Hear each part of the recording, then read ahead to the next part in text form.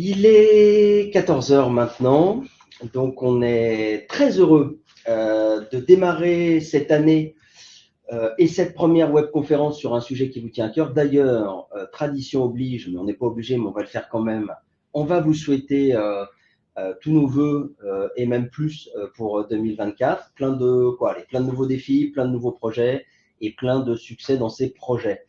Alors, cette webconférence est un sujet que vous nous avez demandé, qui s'appelle Nouveau contexte acheteur, comment construire sa stratégie autour du marché, de ce marché immobilier en transition depuis un moment maintenant. Et comme à chaque nouvelle webconférence, eh bien, on a choisi un intervenant ou un expert nous accompagnant sur ce sujet que vous nous avez demandé. En l'occurrence ici, Anne Boucaud-Basso, qui est avec nous dans nos locaux. Bonjour Anne. Donc c'est toi qui vas nous accompagner sur ce thème et je te laisse te présenter à nos, on doit être entre 900 et 1100 agences autour de cette webconférence cet après-midi. Avec plaisir. Merci Alain pour cette introduction. Bonjour à tous et bonne année également 2024 à tout le monde. Plein de belles choses, de bonnes ventes et plein de succès dans tout ce que vous entreprendrez. Donc moi je suis Anne Boucaud, je suis agent immobilier donc en région parisienne, plus précisément au Plessis-Robinson depuis 2006. Donc je suis vraiment un agent immobilier passionné. Je suis quelqu'un d'assez dynamique. J'ai fondé donc deux agences immobilières, une qui porte mon nom, donc Boucaud Immobilier, et une autre, Les Toits de Robinson, donc toujours au Plessis-Robinson. J'ai 17 ans d'expérience dans la transaction. Je fais partie des top performeuses. Ça fait donc 16 ans maintenant que je réalise des chiffres d'affaires entre 240 000 euros mes plus petites années jusqu'à 430 000 euros, sachant que voilà, les 10 dernières années, j'ai tourné plutôt entre 350 et 430 000 euros hors taxe. J'ai également reçu un prix au palmarès de l'immobilier, donc en décembre 2022, au salon de la FNAIM. Donc, nous avons été élus agence de l'année région Île-de-France et j'ai également reçu un prix féminin à l'échelle nationale. Et donc, je suis depuis peu formatrice et coach, donc depuis le mois de septembre, pour accompagner des conseillers et des directeurs d'agences vers de belles transitions.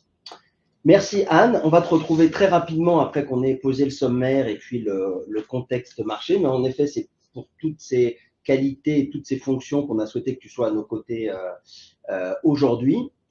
Donc, alors vous avez vu que cette webconférence est abritée par Se Loger du groupe Aviv. Je vous rappelle que le groupe Aviv, qui est ce leader européen aujourd'hui de l'immobilier digital, avec deux marques fortes en France depuis 30 ans, Se Loger, et depuis 15 ans, meilleures agences sur l'estimation en ligne et la data notamment. Et puis avec des nouveaux modèles en France et en Europe, en tout cas plein d'innovations. Je pense récemment à Plateau Immo, par exemple. Au-delà de cette présentation que Anne va nous faire sur comment tirer le meilleur parti, en tout cas de ce marché en transition, revoir les fondamentaux, les bonnes pratiques, son expérience, il peut être utile de regarder comment ça va se découper ces 45 minutes qu'on va passer ensemble. Quand je dis 45 minutes, c'est qu'on va se garder un quart d'heure pour des questions-réponses à la fin, que vous aurez aussi dans les 48 heures cette présentation complète pour pouvoir vous y référer ou la retravailler. Donc, il y aura 4 parties. D'abord, je vais reposer le contexte à l'aide des chiffres de Se Loger de meilleures agences sur le contexte marché et les perspectives 2024. Et puis, très rapidement, on va regarder avec Anne 3 points. Le premier qui est comment trouver les acheteurs qualifiés, si possible avant les autres. Comment adopter les nouvelles bonnes pratiques et revoir les fondamentaux pour transformer ces acheteurs. Et puis, enfin, s'adapter pour tirer profit de cette nouvelle donne. Et on terminera par une séquence de questions-réponses. Si je pose le marché, ou en tout cas le contexte du marché, d'abord, je voudrais vous dire deux trucs qui n'ont rien à voir. La première, alors ce n'est pas des surprises que je fais, Anne, hein. La première, c'est sur la prise de notes et l'expérience qu'on a maintenant quand vous regardez ces webconférences, que vous trouvez pour la plupart du temps, et j'espère que ce sera le cas longtemps, intéressantes, mais souvent assez denses et avec beaucoup de sujets. Donc, je vous propose une chose simple. Peut-être que vous pourriez, dans votre prise de notes, c'est une suggestion, regarder et faire deux colonnes. Moi, en tout cas, c'est ce que je fais maintenant et c'est assez utile comme ça. Une première colonne qui est, tiens, qu'est-ce qui a retenu particulièrement mon attention aujourd'hui? Et puis, une deuxième colonne peut-être avec quelles idées ça me donne. Vous voyez, c'est assez simple. Une colonne, qu'est-ce qui a retenu mon attention? Une colonne, qu'est-ce que ça me donne comme idée pour terminer sur la dernière partie que fera Anne, qui est de l'intention à l'action, c'est-à-dire qu'est-ce que je commence à mettre en œuvre dans tout ce que je vais voir aujourd'hui. Donc, je me fais 2 colonnes pour suivre peut-être cette webconférence et à la fin, on démarrera de l'intention à l'action, quel plan d'action à l'échelle de chacun et à la mesure de chacun, je souhaite mettre en place. Donc, voilà pour la prise de notes, la présentation qui va vous être envoyée. Et si je repose le contexte du marché, puisqu'on doit revenir dessus juste pour dire pourquoi on fait cette webconférence et qu'est-ce qu'on va y trouver en espérant qu'on va vous délivrer un maximum de valeur. D'abord, j'ai envie de dire que 2023, c'est l'année des premières fois. C'est la première fois qu'il y a aussi peu de production de crédit. C'est la première fois qu'on a des taux en 18 mois qui sont multipliés par 4. C'est la première fois qu'on a des baisses de prix. C'est la première fois qu'on a moins de transactions depuis 3 ans. C'est la première fois que nos acquéreurs perdent 15 à 18% de pouvoir d'achat. Et c'est la première fois qu'il y a plus 15% de mandats dans les stocks. Donc, 2023, vous avez, quand on parle en transition, on a déjà pas mal avancé, mais c'est les chiffres que vous avez à l'écran ici. Donc, moins 50% de production de crédit, 4,3 de taux d'intérêt en moyenne sur 20 ans. Et c'est donc la première fois qu'il y a 2 points directement sur un an qui ont augmenté. Ça termine à 890 000 transactions, donc moins 20% sur un an, sachant que Anne a coutume de dire ça aussi, que les années Covid à 1 200 000 transactions n'étaient pas des années normales, mais extraordinaires. Et on est en train d'atterrir à plutôt des années classiques, entre guillemets, du marché immobilier français. Et puis, il y a une baisse de prix qui est près de l'ordre de 2% au national, qu'on a vu s'opérer pour la première fois, avec des baisses d'ailleurs plus significatives d'une ville à l'autre. Et puis quand on parle de prix ou de point marché, vous savez bien que vous, qui nous écoutez là à travers la France, eh bien, il y a autant de marchés, j'ai envie de dire, que de positions de prix selon le type de bien, la qualité des biens. Est-ce que je suis dans une grande ville, une métropole, une première périphérie, une zone rurale, une zone balnéaire? On voit qu'il y a des endroits où les prix continuent à monter, il y a des endroits où c'est stabilisé, et il y a des endroits où il y a des fortes chutes. Et il y a surtout des fortes chutes, vous allez voir, sur les biens à défaut ou avec des caractéristiques peut-être de DPE cumulant avec des défauts qui sont plus importants d'une ville à l'autre. Mais encore une fois, selon votre marché, est-ce que vous êtes sur des 10 plus grandes villes de France, du rural, de la France, du Paris intramuros? Et je vous rappelle que ce baromètre des prix qui est fait Se Loger Meilleurs Agents, vous le retrouvez sur notre site si vous voulez aller voir dans le détail l'ensemble des caractéristiques de votre ville. Mais on pourrait dire que c'est la première fois qu'il y a une chute importante des prix, avec une évolution sur un an aujourd'hui qui nous pose un prix au mètre carré moyen de 3 200 € en France, donc moins 2%, et avec des villes dont le prix a baissé depuis un an de façon plus ou moins importante. On voit que c'est moins 6% à Paris, moins 8% à Nantes, moins 5% à Bordeaux. Enfin, les grandes métropoles, en gros, qui avaient monté très vite, descendent d'autant plus vite. C'est ce qu'on constate en tout cas sur les villes que je viens de vous annoncer. Et par rapport justement, Alain, à Montpellier, parce qu'on voit que Montpellier a plus 2,1%, est-ce que tu peux nous l'expliquer? Alors oui, alors Montpellier, qui est une ville aussi, vous savez bien qu'il y a des trajets comme ça en France de mutation de population. On sait toujours que plus on va vers le sud, je vous rappelle que Marseille, c'est plus 10 ou plus 12 000 nouveaux habitants par an. Montpellier, où cette zone de l'Occitanie est aussi très, très, très attractive. Mais le fait qu'on reste dans des positions de prix positifs, c'est 2 choses.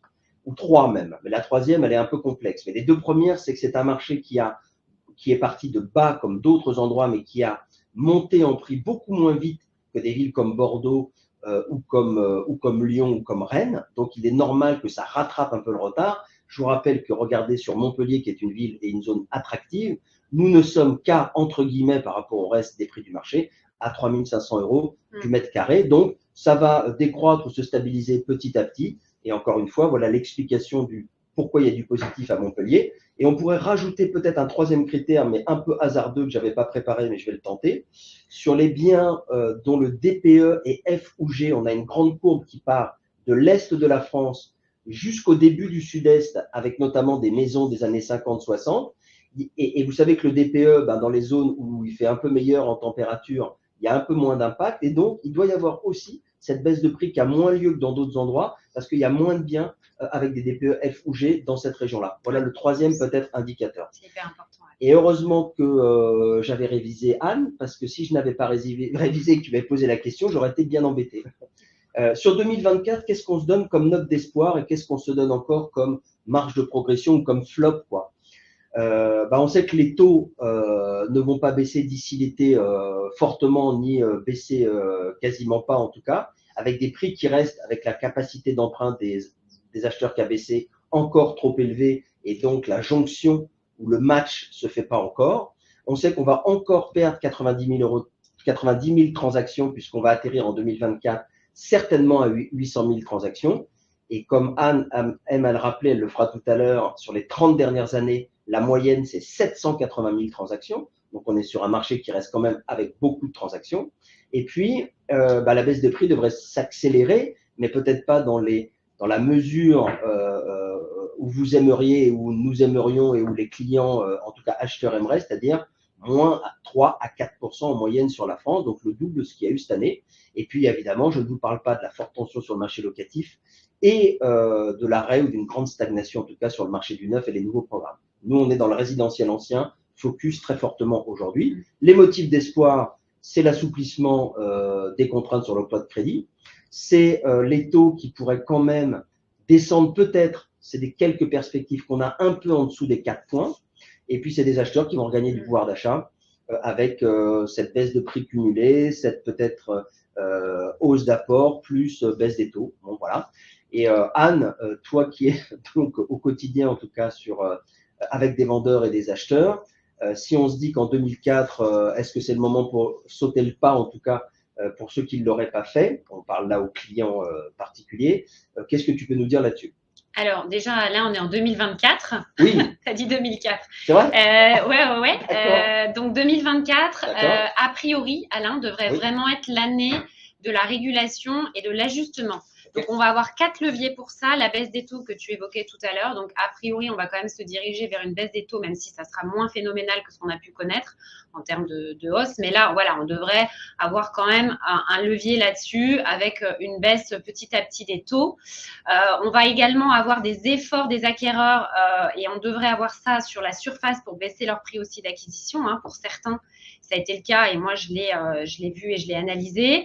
L'augmentation de l'apport personnel pour certains acheteurs également et des vendeurs qui vont devoir faire un bout de chemin pour faire entendre et avancer sur les négociations pour pouvoir, eux, vendre leurs biens et compenser en fait la perte du pouvoir d'achat des Français. Donc, ça va être vraiment ces éléments-là. Ce qui nous encourage, entre guillemets, à dire que cette baisse des prix et que ce marché va atteindre 800 000 transactions et pas 500 000, c'est un des éléments aussi importants sur le type de vendeur, entre guillemets, qu'on a sur le marché. Et on estime aujourd'hui que 2 tiers, ou un peu moins des 2 tiers, en tout cas entre 600 et 650 000 transactions, devraient rentrer dans la catégorie des ventes contraintes, c'est-à-dire des vendeurs qui ont une obligation de mettre en vente parce que je change de domicile, je me sépare, je déménage, je veux absolument avoir plus grand, j'ai une dette et je dois la rembourser, je me sépare. Enfin bon, en tout cas, sur ce marché, il y a toujours eu des ventes contraintes et là, on les chiffre à environ 2 tiers. Ce qui donc colle avec ces 800 000 transactions sur lesquelles on devrait atterrir, puisque pour que ces vendeurs réussissent leur vente contrainte, il va bien falloir à un moment donné qu'il y ait un effort qui soit fait de la part de vendeurs de s'ajuster à un nouveau prix de marché. Et je dis ça et je ne dis pas baisser son prix, je dis m'ajuster à de nouvelles conditions. C'est pas que l'acheteur ne veut pas, c'est qu'il n'est plus dans la même capacité d'emprunt. Et on a vu qu'elle a baissé de 10, 15% ou 20%. Donc il faut bien que chacun puisse faire un effort pour que ça se rencontre. Donc l'acheteur, on va voir que les taux commencent à se stabiliser, qu'il doit mettre certainement un peu plus d'apport, qu'il doit revoir des critères. Et le vendeur, il doit ajuster son prix à de nouvelles conditions s'il ne doit pas vendre. Donc ça, c'est quand même un grand motif d'espoir sur ce marché-là. Maintenant, vous avez des concurrents. Qui va tirer son épingle du jeu? C'est à la lumière de tout ce qu'on va voir ici, où on voit bien que c'est dans les moments de crise ou de transition, en réalité, où il y a des problèmes, que des nouvelles solutions surgissent et de nouvelles manières de faire entrent en ligne de compte. Soit je prends le train à ce moment-là, soit je risque de passer à côté, voilà, avec des acheteurs qui ont encore davantage besoin de vous aujourd'hui en intermédiation, n'est-ce pas Anne, toi dans tes agences aujourd'hui, ton vendeur et ton acheteur, tu les amènes où, ils ont besoin de quoi, mais en tout cas pour cheminer il y a certainement de la pédagogie à faire et des actions commerciales à mettre en œuvre. Tout à fait. Et donc, justement, pour aider les vendeurs par rapport à ça, donc, on envisage 2 éléments. Donc, tout d'abord, sur la partie avant vente, donc toute la phase d'estimation, l'objectif, c'est vraiment de faire atterrir le vendeur sur son prix et envisager ensemble la construction du prix. Donc, n'hésitez pas en estimation. Moi, j'utilise un outil qui s'appelle Inventory, qui peut être couplé à d'autres outils type la base DVF, mais l'objectif, c'est en rendez-vous de faire beaucoup de pédagogie avec le vendeur pour le faire atterrir sur ces éléments-là et construire le prix ensemble. Après la phase d'estimation, donc une fois qu'on a rentré le bien en mandat exclusif, bien sûr, souvent les retours qu'on fait sur les agents immobiliers actuellement, c'est qu'est-ce qui se passe sur mon bien ? Pour ne pas perdre son mandat, voilà, l'objectif, c'est vraiment de redoubler de proximité. Donc, qu'est-ce qu'on peut faire en tant que professionnel ? Déjà, analyser le marché pour indiquer à notre vendeur tous les biens qui sont actuellement en vente, qui peuvent lui faire concurrence. Envisager également tout ce qui va concerner les stats et les reporting. Donc, on peut amener en clientèle tout ce qui concerne tout ce qu'il y a de disponible sur tous les portails immobiliers pour qu'il voit le nombre de vues, le nombre de clics, etc. Et pouvoir lui démontrer par tous ces éléments-là que, en tout cas, on a des chiffres associés à ça et vraiment renforcer son suivi. Donc, envisager des points hebdomadaires pour faire le point sur toutes les actions qu'on a menées. Et également quelque chose, moi, que j'utilise pas mal, qui est de venir avec le tableau, beaucoup de courtiers le font, l'impact sur la hausse des taux sur les prêts immobiliers. Donc là, j'en ai un sous les yeux, moi, que j'utilise beaucoup en rendez-vous client pour expliquer qu'en janvier 2022, on était à 1% en taux. En janvier 2023, on est passé plutôt à 3 et aujourd'hui, en janvier 2024, on est à 4,3. Donc, ça nous fait une baisse de moins 32% sur la capacité d'achat du client. Donc, c'est très, très important en ce moment de faire preuve de pédagogie par rapport à ça pour expliquer à notre vendeur qu'il va falloir aussi qu'il fasse un pas sur ces éléments-là. En ce qui concerne les acquéreurs, maintenant, on remarque qu'ils ont également beaucoup besoin d'être rassurés. On remarque en ce moment vis-à-vis des acquéreurs, on a beaucoup d'attentisme, de personnes qui hésitent à acheter, qui se rétractent malheureusement souvent. Donc, par rapport à ça, nous, en tant que professionnels de l'immobilier, d'ailleurs, je ne l'ai pas dit au début, mais on remarque de plus en plus, c'est une stat d'ailleurs, que beaucoup plus de ventes se passent en ce moment entre professionnels. Donc, on a une carte à jouer vis-à-vis des ventes entre particuliers. C'est plus 11%. Ah bah voilà, sur 2023, là, des particuliers qui comptent maintenant prendre les services d'une agence parce que ça devient plus difficile, bien sûr. Donc là, il y a un vrai atout à jouer.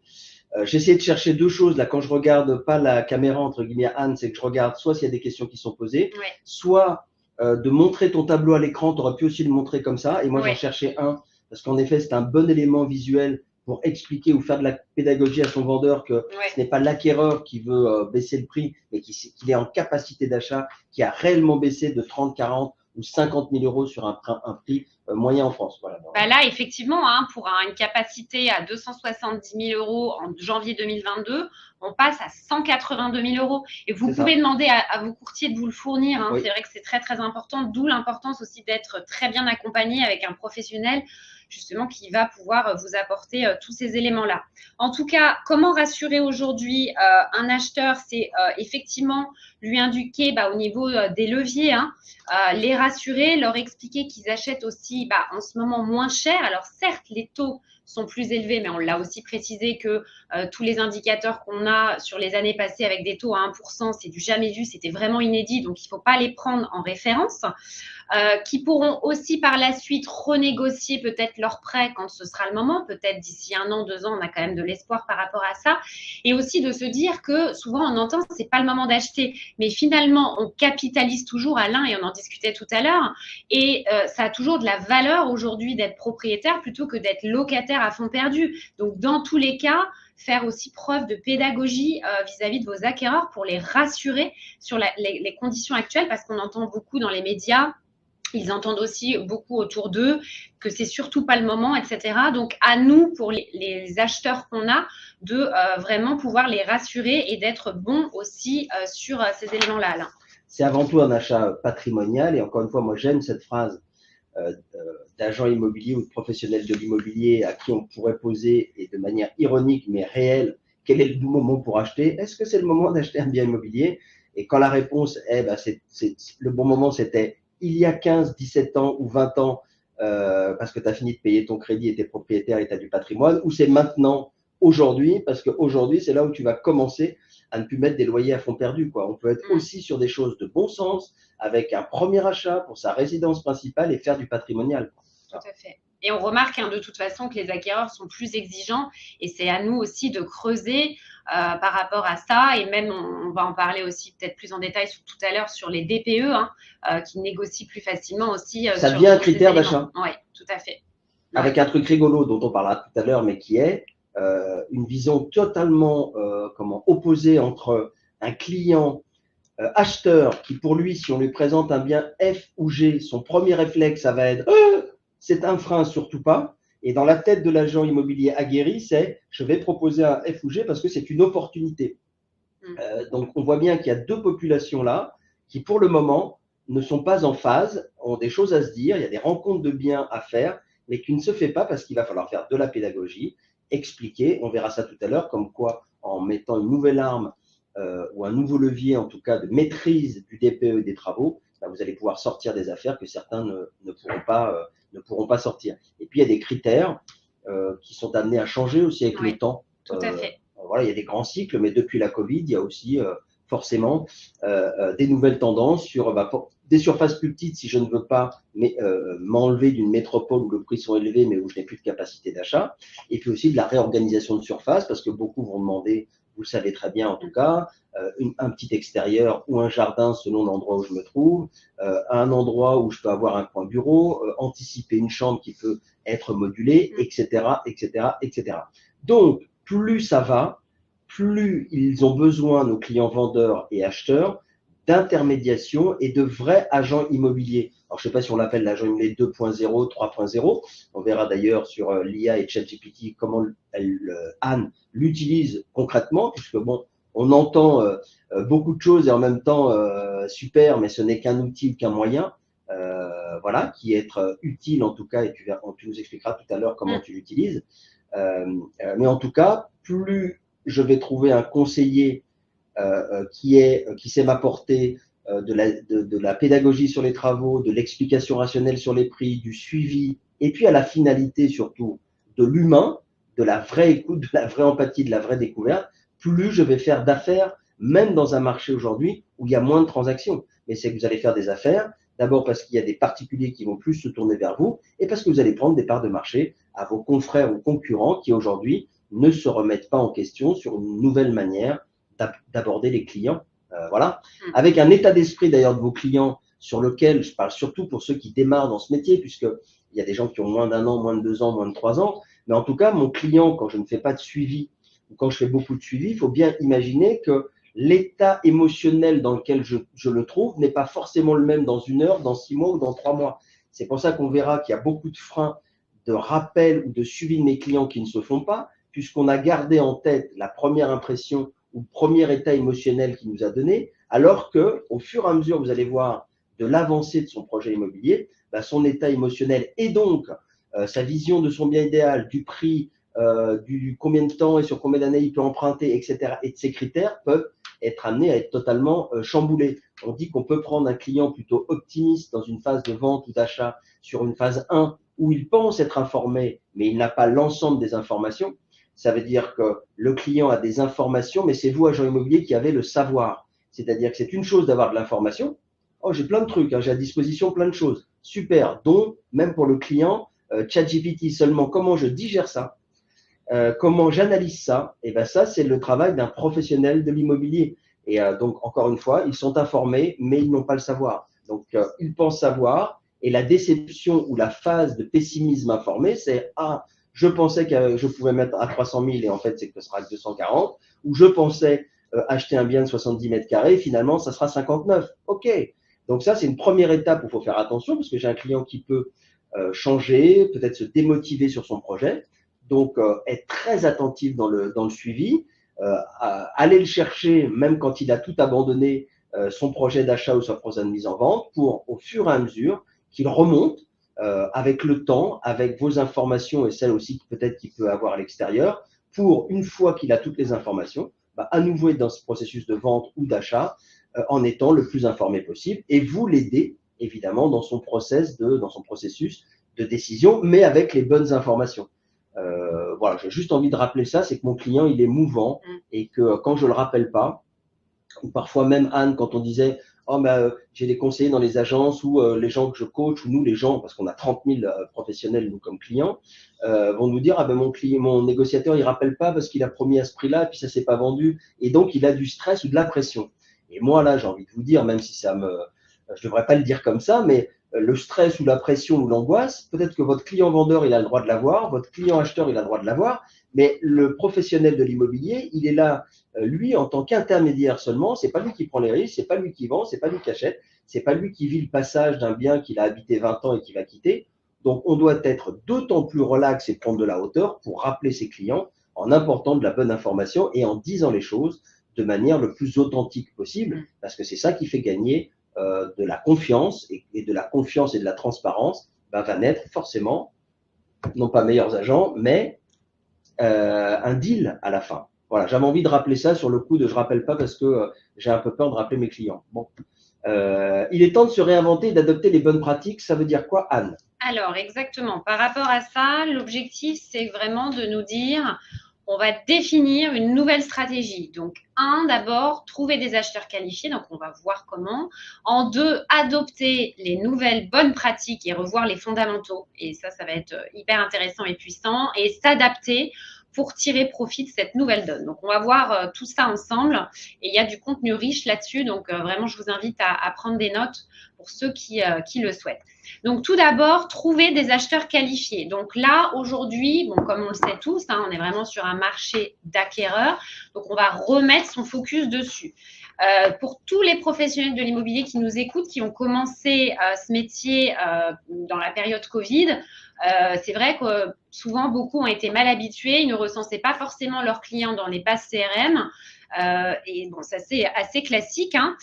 Et l'objectif par rapport à ça, c'est de se dire, OK, comment je vais faire aujourd'hui pour retravailler ma base qui est existante déjà, pour ceux qui ont déjà une base CRM avec quelques acquéreurs, et pour tous ceux qui ont commencé il y a plus longtemps, donc de revenir sur ces fondamentaux là et de revoir cette base. Donc l'objectif, c'est de reprendre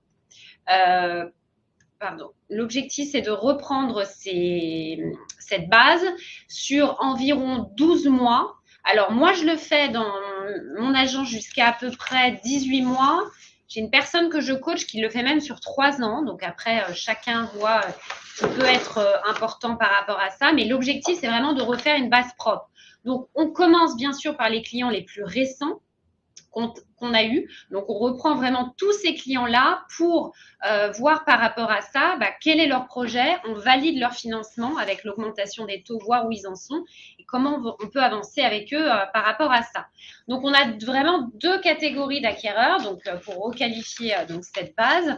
Donc, tout d'abord, on a tous ceux qui sont en projet imminent. Donc, tous les projets nécessaires dont Alain nous parlait tout à l'heure, donc tous ceux qui ont besoin de vendre parce qu'ils se séparent, tous ceux qui vont partir à l'autre bout de la France, quand la famille s'agrandit, pour tous ces projets-là, l'objectif, c'est de aussi recenser tous les clients et donc mettre en priorité numéro 1 aussi tous les clients qui ont un bien à revendre avec donc mandat de vente à la clé. Ça, c'est important. Et par rapport à ça, qu'est-ce qu'on met en action ? Qu'est-ce que je peux leur proposer dans l'immédiat une fois que j'ai un acquéreur? Donc, si je n'ai pas de bien, moi, en portefeuille qui peut correspondre à la demande, qu'est-ce que je vais faire par rapport à ça, Alain? Et donc, ce que je vais faire, c'est que je vais aller chasser un bien, que ce soit en prospection, qui peut correspondre à ses attentes. Et c'est ça aujourd'hui, notre métier aussi. Et ou d'aller piocher chez nos confrères. On va en parler après sur tout ce qui est intercabinet. Et ça a vraiment du sens aujourd'hui. Et je vous invite à collaborer entre confrères parce que je peux avoir le vendeur, un autre acheteur peut avoir, un autre agent immobilier peut avoir l'acheteur. Donc, l'objectif, c'est qu'on matche ensemble et on va le détailler plus en longueur. Et vous avez après Donc, en priorité 2, des clients peut-être qui ont un projet qui est moins mûr, pas cohérent, avec un financement qui n'a pas été validé. Donc, l'objectif, c'est de les mettre en relation avec vos partenaires bancaires, d'avancer avec eux comme ça et de pouvoir aussi les rassurer. Parce que c'est ce qu'on disait tout à l'heure, vous avez aussi des clients un peu attentistes. Qu'est-ce que je peux faire, moi, en qualité d'agent immobilier, pour les faire passer à la step 2, de me dire, je passe de mon client qui était en priorité 2 à une priorité 1 et de le faire avancer, de le faire cheminer dans son acquisition pour qu'il soit dans les starting blocks. Et on a quelque part ce pouvoir-là si on y met aussi de la pédagogie.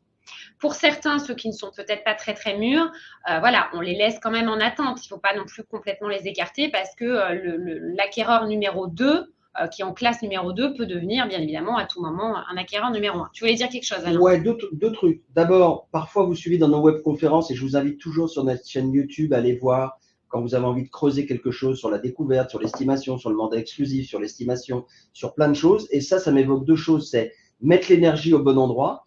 Vous savez, c'est les cercles d'influence dont on parle souvent, c'est-à-dire qu'est-ce que je maîtrise en gros, mes clients, ma force de formation, ma remise en question, etc. Qu'est-ce que je maîtrise pas, la météo, la hausse des taux, ce que va décider la Banque de France. Donc, regarder et mettre le focus où est-ce que j'ai une action et où est-ce qu'elle est rentable, de mettre beaucoup d'énergie là-dessus. Et là, par exemple, sur la priorité 2, quand j'ai des projets non mûrs, pas cohérents, pas de financement assuré, eh bien, c'est pas que je vais prendre moins de temps avec ce client, hein, c'est pas que je le mets totalement de côté, mais en tout cas, je lui accorde la juste place pour aller mettre beaucoup d'énergie sur mes priorités 1 et là, les rappeler s'il le faut 2-3 fois par semaine avec des nouveaux éléments. Et quand on dit avant de faire des sauts périlleux arrière ou des nouveaux leviers de business, on va revoir les fondamentaux, ce qui pour certains peut paraître étonnant. Et pourtant, il y a deux sujets sur l'acheteur très importants dans les fondamentaux. Un qu'a évoqué Anne, qui est non seulement je dois être équipé d'un bon courtier, ça c'est sûr, mais même ce qui se faisait plus, c'est-à-dire des découvertes financières, la maîtrise des taux et des capacités d'emprunt de mon acquéreur que je peux évoquer ou travailler ou maîtriser, va être un élément très important parce que les taux ont beaucoup changé. Il y a beaucoup de choses à dire et beaucoup de gens qui ont abandonné leur projet alors qu'il suffit de recalculer, refaire différemment avec de l'apport en plus, des taux qui sont rééquilibrés. Donc, il y a une vraie compétence à acquérir pour certains sur c'est quoi une découverte financière. Et puis, autres fondamentaux, en tout cas, dont tu peux aussi évoquer ou donner quelques lignes, ou pour les nouveaux, ou pour ceux, parce que même les gens très expérimentés, à un moment donné, vous savez comment c'est, hein, on oublie des fois quelques grands principes, peut-être nous rappeler ce que toi tu fais dans tes découvertes acquéreurs, Ouais, avant les nouvelles pratiques qu'on va aborder juste après. Tout à fait. Alors, la découverte client, même si c'est un grand basique, hein, en tout cas, donc les fameux 3P, donc le profil du client, son parcours immobilier et son projet. Moi, je m'assure systématiquement, quand un client appelle par exemple sur un bien, que le bien lui corresponde. Ça fait partie des basiques, mais c'est quand même très très important aussi de s'intéresser à lui. Pourquoi il vous dit qu'il veut un bien en rez-de-jardin et pas un étage élevé? Pourquoi il vous dit qu'il vise ce secteur-là pour telle école? Il y a parfois aussi des idées reçues. On a tous parfois eu des clients qui avaient un cahier des charges et puis au fil de l'eau, le cahier des charges, il a été complètement autre parce que de par votre expertise, vous avez aussi fait votre job de lui dire mais en fait ce quartier-là est très bien aussi, c'est peut-être une idée reçue que vous avez ou telle école est très bien, tel bien, telle résidence, on l'a tous vécu. Donc ça c'est quand même très très important et je dirais que vraiment ce qui est aussi à souligner, c'est vous intéresser sincèrement aux acquéreurs, c'est-à-dire que on prend le temps avec lui de savoir qui il est et ce qu'il souhaite pour pouvoir, nous, être force de proposition et justement de ne pas passer à côté du bien qui lui correspond ou surtout de se tromper. On va le voir juste après, hein, les risques à ne pas faire de découverte. Alors, c'est quoi les risques à ne pas faire de découverte? C'est que tout simplement, on se discrédite, Alain, auprès de son vendeur.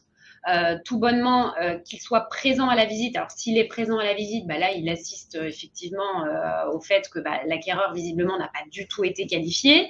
Et dans tous les cas aussi, s'il n'est pas présent dans les reportings que vous pouvez lui faire, il peut voir assez rapidement qu'en fait, il y a beaucoup d'acquéreurs qui sont un peu volatiles et on n'amène pas forcément le bon client. Donc, c'est quand même hyper important et on a tous eu en expérience ou des retours de prospects avec qui vous visitez qui vous disent je me suis déplacée avec tel agent sur 3 ou 4 biens, j'en ai marre qu'il m'appelle parce qu'à chaque fois, il se trompe. Ça ne correspond pas du tout à ma recherche. Donc, qu'est-ce qu'on peut faire par rapport à ça? C'est bien cibler le projet en amont et nous, justement, pouvoir être impactant par rapport à ça. Il vaut mieux faire peu de visites, mais qu'elles soient ciblées et qualifiées, plutôt que d'en faire 72 avec un acquéreur qui, au bout d'un moment, va se dire que vous n'êtes pas forcément le professionnel avec qui il veut travailler. Et donc, justement, les avantages, donc c'est à l'inverse, ça va être vraiment le cercle vertueux. Je suis un bon professionnel, je cible mes visites, mes clients me font confiance et ils me recommandent. C'est vraiment ça qu'il faut retenir. Donc, je crée un lien, bien sûr, je génère de la confiance, je prends aussi en considération le client. Mais voilà, ce qu'il faut retenir, ça va être vraiment ça. Que le client se dise, il a vraiment entendu ma demande, je lui ai fait confiance, la transaction s'est bien passée et donc notre acquéreur de demain sera notre vendeur, notre acquéreur d'aujourd'hui sera notre vendeur de demain. Et justement, Alain, on repasse à donc cette slide, reprendre votre portefeuille vendeur. Souvent, on nous demande, où trouver aussi des acquéreurs? Eh bien, ils sont là aussi. Et donc, on a ce chiffre, 76% des acheteurs sont aussi des vendeurs. Donc, ça, c'est plutôt à l'échelle nationale. Moi, j'ai fait ma stat de mon côté. Donc, en région parisienne, plutôt 40 à 45%, moi, j'ai noté, des acheteurs sont aussi des vendeurs sur mon secteur. Donc, ce qu'on peut envisager, c'est relancer ces estimations aussi avec méthode. Et pensez que dans vos vendeurs, vous avez aussi des acquéreurs. Et on le disait tout à l'heure quand je précisais qu'on n'avait pas forcément le bon bien en portefeuille quand on avait un acheteur chaud. Il peut aussi être, votre bien, il peut aussi être dans cette base-là. Donc, pensez à ça, à relancer vraiment votre base d'estimation avec méthodologie. Super, comme tu disais avant il y a les fondamentaux, il y a trouvé évidemment dans ces fondamentaux, d'abord je reclassifie évidemment l'ensemble de mon portefeuille, je revois toute la solvabilité et le financement, je crée ma priorité 1, ma priorité 2, mais une fois que j'ai remis en place pour moi ou mes équipes, parce que ceux qui nous écoutent aujourd'hui sont soit des conseillers débutants ou pas débutants, soit des responsables d'agence, soit des managers, soit des patrons d'agence qui font de la production ou qui n'en font pas.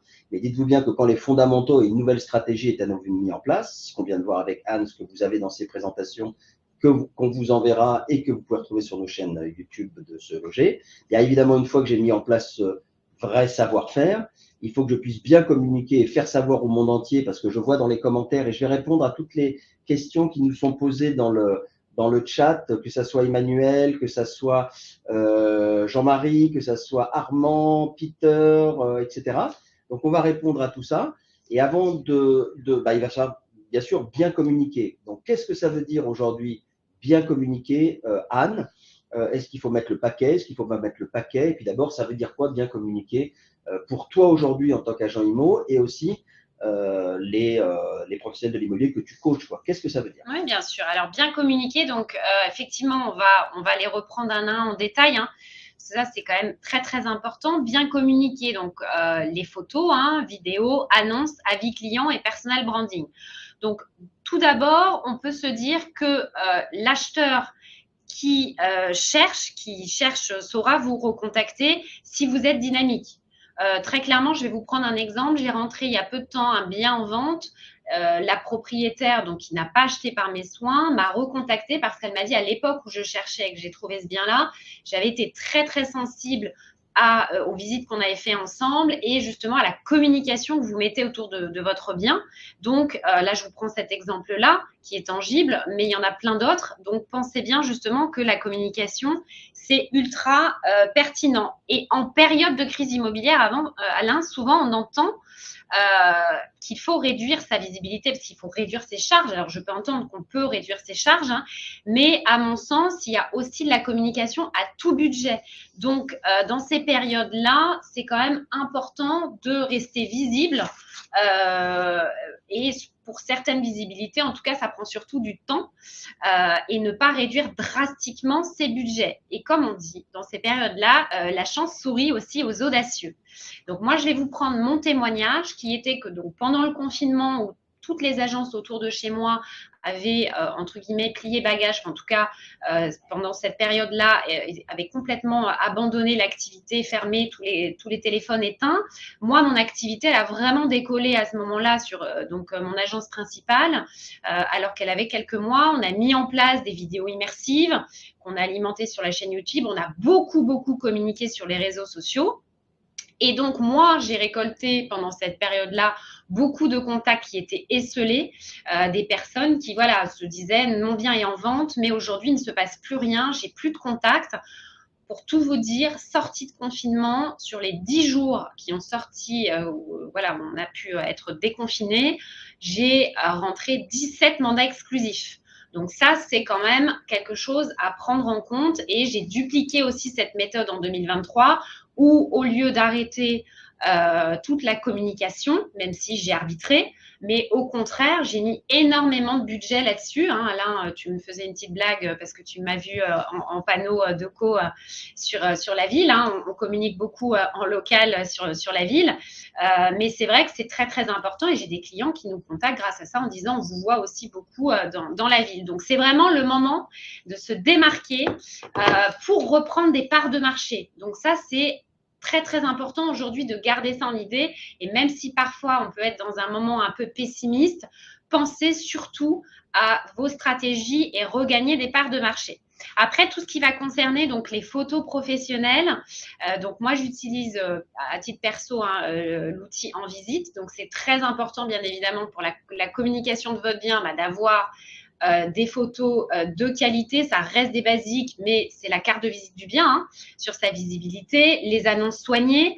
Donc, on va en parler après sur ChatGPT, mais vous pouvez utiliser ChatGPT qui est quand même un outil aujourd'hui à prendre en compte justement sur la rédaction des annonces, sur les vidéos. Donc, l'importance de faire des vidéos avec des contenus avec une valeur ajoutée. Donc, n'hésitez pas à vous filmer aussi dans les appartements, dans les maisons que vous rentrez pour aussi donner votre avis. Pourquoi on va choisir ce bien plutôt qu'un autre? Quels sont les 3 points positifs qu'il ne faut absolument pas manquer? N'hésitez pas à raconter l'histoire de votre bien s'il y en a. N'hésitez pas à envisager tout le storytelling aussi sur les expériences clients. En termes d'avis clients, donc j'utilise Opinion System. Pour la preuve sociale, c'est quand même très, très important aujourd'hui. Quand on va au restaurant, on va regarder l'avis client. Partout, et on le voit de plus en plus. Donc, n'hésitez pas à communiquer pour la preuve sociale, en prospection aussi. Quand vous allez en prospection, n'hésitez pas à reporter sur vos courriers adressés, sur tout ce que vous allez faire, vos avis clients, hein, c'est quand même très important, et d'envisager aussi donc des témoignages vidéo d'avis clients. On le voit de plus en plus, mais ça fonctionne très très bien. Allez demander à vos vendeurs 1 minute de vidéo sur leur expérience avec vous, et c'est pareil, ça après vous pourrez communiquer dessus. Sur toute la partie aussi, on n'en a pas parlé, mais prospection. Donc, il y a beaucoup d'actions à mettre en place, mais tout ce qui va être flocage voiture, les sacs à pain, tout ce qui va concerner les partenariats que vous pouvez mettre en place avec les commerçants, les jeux concours, toutes les goodies. Enfin, il y a beaucoup de choses qui peuvent être mises en place, ou tout simplement les panneaux à vente vendus. Hein. Et maintenant, donc sur la partie personal branding, l'objectif, c'est de se dire qui je suis, qui est ma cible et qu'est-ce que je veux faire passer comme message. Et ça, c'est quand même très, très important aujourd'hui de réfléchir en tant que professionnel de l'immobilier à votre personal branding. On le répète vraiment de plus en plus, mais c'est hyper important aussi pour aller vous démarquer de vos concurrents. Anne, c'est très riche. Tu vois, ce qu'on vient de dire là, c'est ce fameux, ce qu'on appelle ici, ou qu'on a coutume d'appeler le grand éléphant. Ça veut dire qu'on est sur bien communiquer. Et là, on est en train de dévoiler des sujets qui sont la photo et la prise de vue. Donc toi, tu dis que, alors nous, on utilise 360 aussi, et on utilise Nodal View. Sur les vidéos, on utilise, je sais pas, allez, Danim. Sur les annonces, le portail Se Loger. Sur les avis clients, Opinion System et ImoAdvisor pour nous. Et en effet, tous ces sujets-là, on les a traités soit dans les réseaux sociaux, soit dans les avis clients avec ImoAdvisor, soit avec Nodal View sur la prise de photos et les prises de vidéos. Retrouvez, si vous voulez aller plus loin sur comment essayer de faire votre première vidéo, votre première photo, traiter un bon avis client, d'aller regarder sur notre chaîne YouTube les différents webinars ou webconférences qu'on a pu faire, parce que ce sont des sujets très importants. Il faut bien démarrer, mais c'est très riche, Anne. Et bien sûr, certains nous disent dans les questions, ah ben pour moi, je ne sais plus qui nous disait ça, Anne-Marie, je crois, mes acheteurs proviennent de 80 ou 90% des portails à la fin et des nouveaux acquéreurs. Aussi, mais pour certains qui travaillent leur base acquéreur, la proportion est peut-être un petit peu plus faible. Et en tout cas, oui, on ne va pas s'empêcher, d'autant plus que cette webconférence est faite par Se Loger, que quand même communiquer au bon endroit avec le bon texte fait avec ou sans ChatGPT. La bonne photo et vidéo, 40% des clients aujourd'hui sont demandeurs de vidéos dans les annonces. Donc, il faut s'adapter aussi aux nouvelles attentes des clients. Et vous allez vous démarquer de vos concurrents. Forcément que je ne peux que dire que Se Loger est le site leader spécialisé en immobilier depuis 30 ans, qui est préféré des Français. On a l'étude YouGov réalisée sur 3000 personnes là. Et on a surtout 40% de notre audience qui est exclusive et qui consulte exclusivement Se Loger, Logitimo, Belle Demeure, enfin l'ensemble de nos marques, qu'elles soient luxe, premium ou plus classiques. Et on a 6 millions de visiteurs uniques par mois sur notre site dédié 100% à l'immobilier. Qu'est-ce qu'on peut faire d'autre, Anne, sur les portails d'annonces pour, même si je suis celui qui a la plus belle vidéo, le plus beau texte, tout ça, et que j'en ai un deuxième comme ça, comment je peux me différencier pour augmenter ma valeur ajoutée en prise de mandat exclusif avec mes clients et apparaître évidemment avant les autres sur mes acheteurs. Via donc les boosts extend qui est remis dans la slide, mais effectivement ça permet de mettre le bien en visibilité premium et de capter de nouveaux leads aussi avec entre les boost list et les boost mail. Et ça, c'est quand même un outil qui est puissant aujourd'hui parce qu'on remarque que ça relance aussi le dynamisme de l'annonce et que pour moi, il y a certaines ventes que j'ai déclenchées justement grâce au boost extend. Donc, ça a du sens aussi en ce moment. Ouais, bon, ceux qui ont besoin d'explications sur notre nouvelle offre Ultimo, les boosts extend, etc., c'est pas le lieu maintenant, mais vous avez certains me demandent déjà des prix, des choses comme ça. C'est pas l'objet tout de suite, donc vous allez recevoir un mail, vous avez un numéro de téléphone et un mail qui s'affiche aussi à la fin de cette présentation. Là, on va continuer sur les nouvelles pistes, encore une fois, pour que vous fassiez plus de business. Quelque chose qui tient à cœur à beaucoup de gens de la profession, mais aussi à Anne, c'est ce néologisme, entre guillemets, qu'on appelle la coopétition, et que toi et que moi aussi appelons intercabinet. Tout à fait. Donc, moi, je trouvais que ça avait vraiment du sens qu'on passe aussi quelques minutes là-dessus.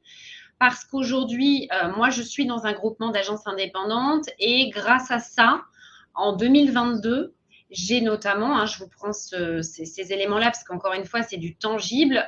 J'ai fait un partage d'honoraires avec un confrère d'une agence d'une ville d'à côté. Et grâce à ce partage avec ce confrère, on a enchaîné 3 autres ventes en cascade. Donc, on a fait 4 ventes ensemble 2022 et début 2023. Et si je ne l'avais pas rencontré sur le premier bien, je n'aurais pas fait les 3 autres ventes en cascade.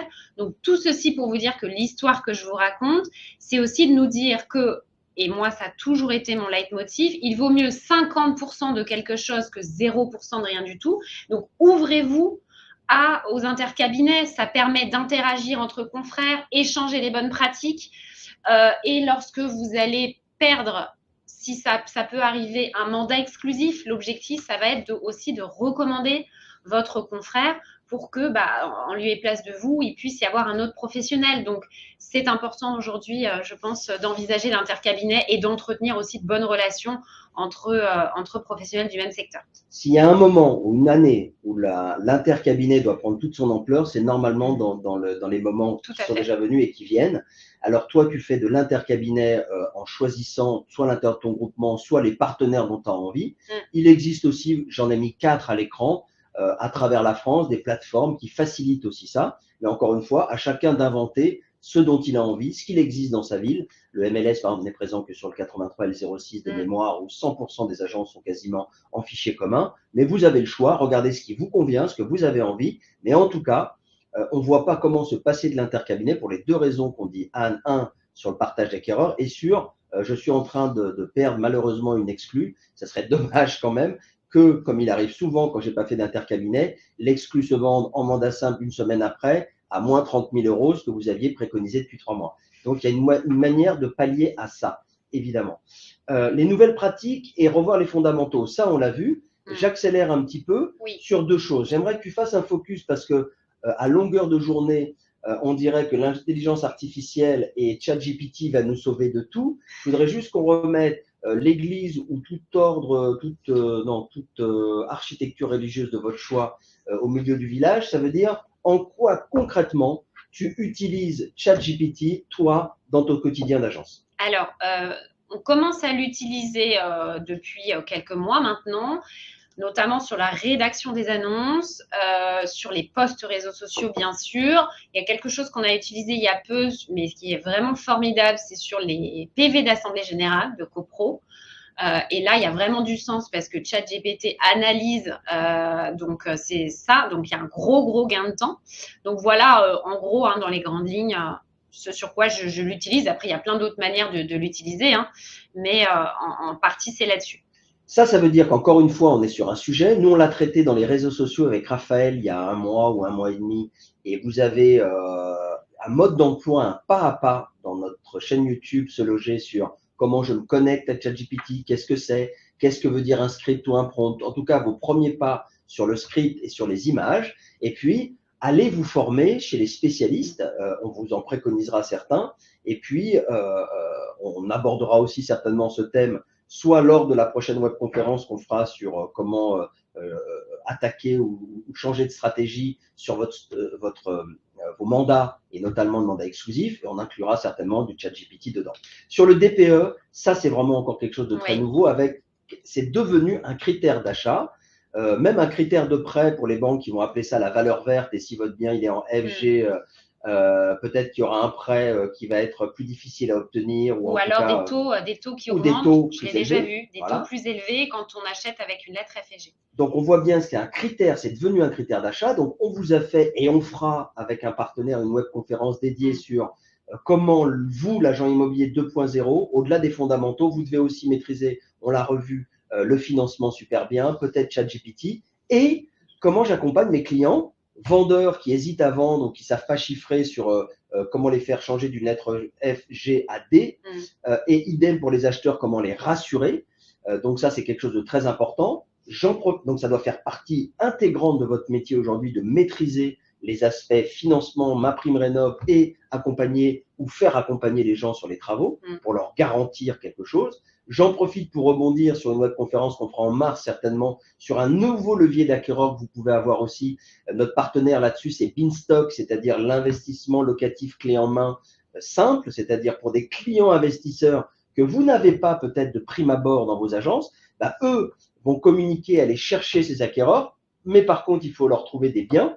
Et les honoraires d'ailleurs ne sont pas entamés sur votre partie, puisqu'ils vont prendre comme les chasseurs une part certainement ou un complément de part pour avoir trouvé ce service avec leurs acquéreurs, et ils vous amènent des acquéreurs que vous n'aurez pas trouvés. Mais ils vont plus loin que ça, c'est-à-dire qu'ils sont en mesure de prendre en charge et de garantir, si le bien que vous proposez à la vente est un F ou G, de vous le garantir contractuellement pour vous l'amener en D. Et c'est ce qu'aujourd'hui l'investisseur cherche à avoir avec la gestion de l'achat, les travaux, la mise en location, la gestion avec nourrice ou sans nourrice, les travaux et la remise en location, et que je n'ai juste à percevoir de mon investissement un taux de rentabilité. Donc, vous verrez l'investissement locatif avec Beanstock.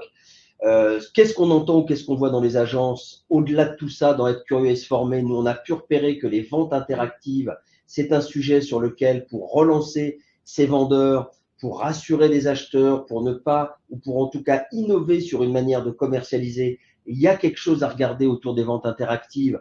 Ma liste n'est pas exhaustive, mais on a pu rencontrer lors du salon Rent, Anne, Cadran ou Enchères Immo. Donc, allez creuser aussi, il y a quelque chose à faire là-dessus. Et tous les nouveaux leviers, on vous disait que plusieurs ruisseaux doivent être ajoutés peut-être, et vous devez être d'ailleurs plus qu'un agent immobilier maintenant, mais certainement répondre à 360 à tous les besoins qu'a un client en amont, pendant et après. Et ça peut aller très loin. Les prémices, c'était au moins peut-être en location ou en gestion, Oui. d'internaliser ou d'externaliser. Toi, tu as une solution gestion Oui, ou pas? moi je travaille via une nourrice de gestion. Donc c'est très très bien et j'encourage tous les professionnels à soit effectivement envisager la gestion locative parce que la synergie des métiers fait que de la vente on passe à la gestion, à la location, etc. Et donc que ce soit nourrice ou pas, ça a du sens. Tout ce qui va concerner aussi les services de conciergerie, moi j'entends des confrères qui le font, j'ai plusieurs confrères autour de moi qui transactionnaires ouvrent aussi la partie syndic. Donc je pense que voilà, il est important aussi de ne pas toujours mettre ses œufs dans le même panier et réfléchir à ça et se former là-dessus. Hein. C'est vraiment le maître mot actuellement. Et encore une fois, on vous a fait une webconférence sur le viager, on vous a fait sur la gestion internalisée ou externalisée, on va vous en faire un sur l'investissement locatif, sur le neuf, on a déjà fait quelque chose, sur le conseil patrimonial, on va l'inclure dans l'investissement locatif, et puis devenir conseil en rénovation énergétique, moi je trouve que ça fait partie intégrante de votre métier aujourd'hui. Qu'est-ce que vous allez pouvoir apporter du vrai conseil que le client attend? Et puis, qu'est-ce que vous allez vous démarquer de vos concurrents surtout? Et puis, bon courage aux particuliers qui veulent vendre tout seul et qui sauraient maîtriser l'ensemble des dispositifs qu'on vient de voir ici. Plus ça se complexifie, plus le vrai professionnel avec de la vraie valeur ajoutée va gagner des parts de marché via sa crédibilité et tout ce qu'il apporte, quoi. Alors, je sais, et là, tout le monde me fait signe qu'on a un peu dépassé le temps. Donc, on en était. Et on va essayer de prendre les questions et de ne pas s'affoler et de résumer un peu, bien que vous ayez cette présentation. D'abord, vous avez vu, là, on évoque plein de sujets. Et il va falloir, pour certains, comme nous tous chaque jour, se remettre en cause sur certains. Anne, par exemple, elle garde ses activités de professionnelle de l'immobilier, mais elle a lancé une nouvelle activité de coach. Eh bien, elle nous racontait, là, on n'aura pas le temps, que forcément, à un moment donné, c'est mettre une partie de ses pieds dans l'inconnu et qu'il y a ce moment-là qui est de prendre son risque. Mais encore une fois, il vaut mieux prendre son risque qu'un long déclin sans rien faire.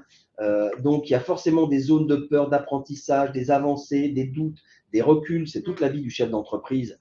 Mais quelle satisfaction quand vous avez réussi à sortir de cette zone de confort et de réussir des choses qui peuvent être petites choses. Tiens, j'ai réussi à faire mon premier script sur ChatGPT. Tiens, j'ai fait ma première vidéo. Elle n'est pas parfaite, mais c'est pas grave, sur YouTube ou sur les réseaux sociaux, etc., etc. Donc, attention, dans ces zones de confort, il va y avoir des zones de peur qui peuvent vous faire reculer. C'est le point numéro 1 qu'on appelle dans les phases d'apprentissage. Je ne savais pas que je ne savais pas, donc tout va bien. Et puis, j'assiste à une conférence, je sais pas, sur les réseaux sociaux, je pensais bien faire et finalement, je m'aperçois que je suis à côté de la plaque. Étape 2, je sais que je ne sais pas. Et là, je pourrais me décourager ou voir ou broyer du noir. En fait, c'est une étape normale d'apprentissage. On passe à l'étape 3 où, allez, j'apprends et je fais encore et je dois tout vérifier. Et puis enfin, ensuite, je fais mes posts naturellement et tout va bien, quoi. Attention à ne pas rester dans la phase 1 ou la phase 2 parce que j'ai une difficulté et je passe pas l'obstacle, quoi. Hein. C'est normal et ce sera pour tout le monde comme ça. Mais quel bonheur d'avoir passé l'obstacle. Et si l'objectif, encore faut peut-être s'être fixé des objectifs, et si, encore une fois, vous n'atteignez pas l'objectif du premier coup, bon, c'est pas grave, j'ai envie de dire, changez les moyens, changez la façon d'organiser votre plan, mais gardez l'objectif, quoi. Parce que si c'était le bon, c'est forcément une question d'ajustement. Et encore une fois, chacun met la barre où il veut. Hein. Encore heureux que je suis très content d'entendre des grands succès quand Anne nous dit qu'elle est passée de 100 à 200, de 200 à 300, que sa moyenne, c'est 300-400. Pour certains, l'Everest, c'est mes 80 000 premiers euros. Pour un autre, c'est mes 160 000. Pour un autre, c'est être aux alentours de mes 200. Pour certains, ça sera 500. Mais chacun son Everest. Pour certains, c'est faire 10 posts réseaux sociaux par mois. Pour d'autres, c'est le premier. Et encore une fois, chacun a son propre Everest. pas de jugement là-dessus, et pas de compétition. La compétition, elle est juste entre nous sur ce que vous avez envie d'atteindre. Et encore une fois, ne vous comparez pas. Ça, c'est des règles générales d'objectifs. Donc, voilà, on vous les laisse à l'écran, mais on voulait terminer sur 2-3 réponses et surtout vous dire attention, encore une fois, j'aime cette image du triptyque ou du tabouret à 3 pieds où je dois essayer d'avoir un équilibre. Attention, hein, je peux mettre pour certains la vie à fond professionnelle en route à 200%, je travaille nuit et jour, mais attention, est-ce que la bonne solution, alors qu'on dit qu'il faut un bon équilibre pour que ce tabouret ou ce moine zen assis en lotus ne tient bien que sur un trépied. Ça veut dire, est-ce que j'ai mon bon équilibre vie professionnelle, vie personnelle, vie sociale? Rappelez-vous que sur ce tabouret, si j'ai un pied qui est plus long que l'autre, alors ça devient bancal. Et ce qu'on vise, c'est l'équilibre. Donc chacun son Everest et chacun son équilibre, vie professionnelle, vie personnelle, vie sociale, avec qu'est-ce que je vais mettre en action. Et pour les questions, je vais te laisser conclure là-dessus. Et Anne, Oui. il y avait quelques questions que vous pouvez traiter avec vos conseillers en direct. Je ne sais pas si je dois me lancer là-dessus. Certains nous demandent toute l'argumentation pour le mandat exclusif. Génial, c'est la bonne voie. On la préconise depuis 30 ans.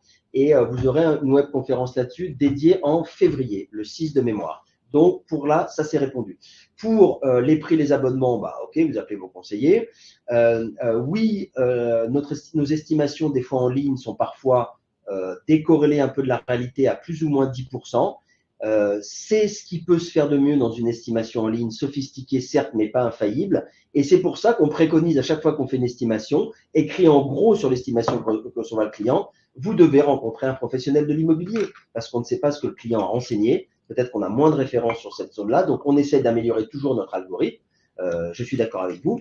Et oui, on a une ouverture qui représente 1% de nos annonces, puisqu'on reste un site 100% dédié à l'immobilier, 100% aux professionnels. Mais oui, on a ouvert en test, en tout cas, aux particuliers nos annonces, 1% à peu près de nos annonces. Pourquoi? Parce qu'on essaye en tant que portail innovant de comment on peut faire pour nous avoir 100% des annonces sur notre site, parce qu'on veut être numéro 1 devant tout le monde. Donc, je ne cite pas de marque concurrente. Toujours avec 40% d'audience exclusive. Et surtout, il y a 35% de part de marché aujourd'hui que vous n'avez pas, qu'on n'arrive pas à passer ce plafond de verre sur votre part de marché.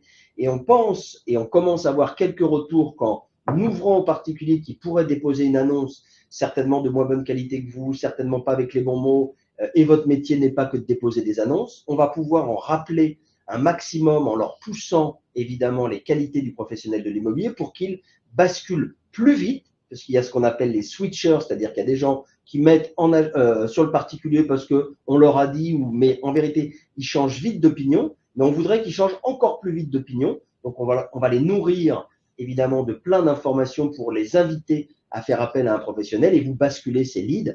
Et on commence à avoir des retours où sur les quelques annonces particuliers qu'on a hébergés, on a réussi à les pousser vers les professionnels de l'immobilier pour qu'on arrive à atteindre non pas 65% de part de marché, mais que vous ayez 80-85% de part de marché de tout ce qui se fait sur les ventes aujourd'hui.